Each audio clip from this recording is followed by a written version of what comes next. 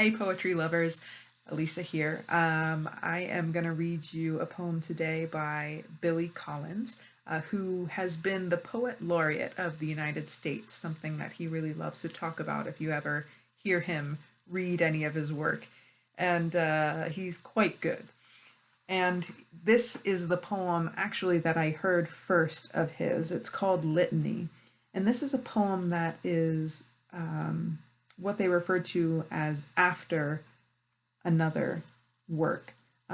So two lines inspired this poem, and these are the two lines that inspired the poem.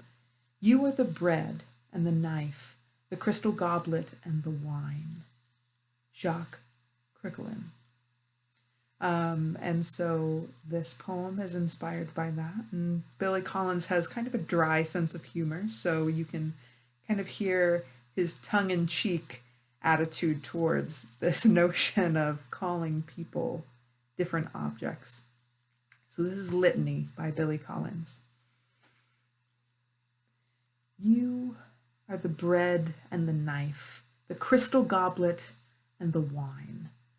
You are the dew on the morning grass and the burning wheel of the sun. You are the white apron of the baker and the marsh birds suddenly in flight.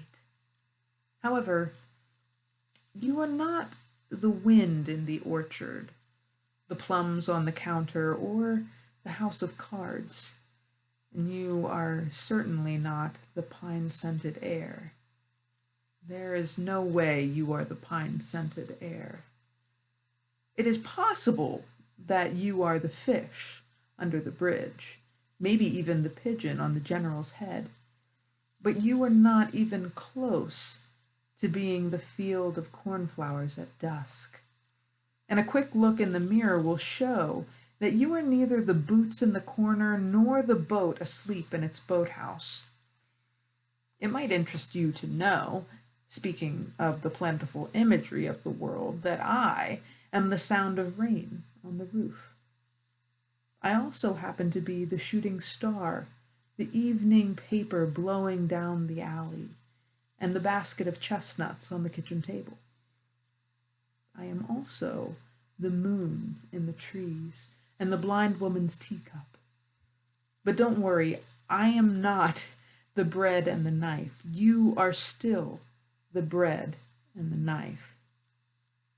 You will always be the bread and the knife, not to mention the crystal goblet and somehow the wine. And that was Lytany by Billy Collins.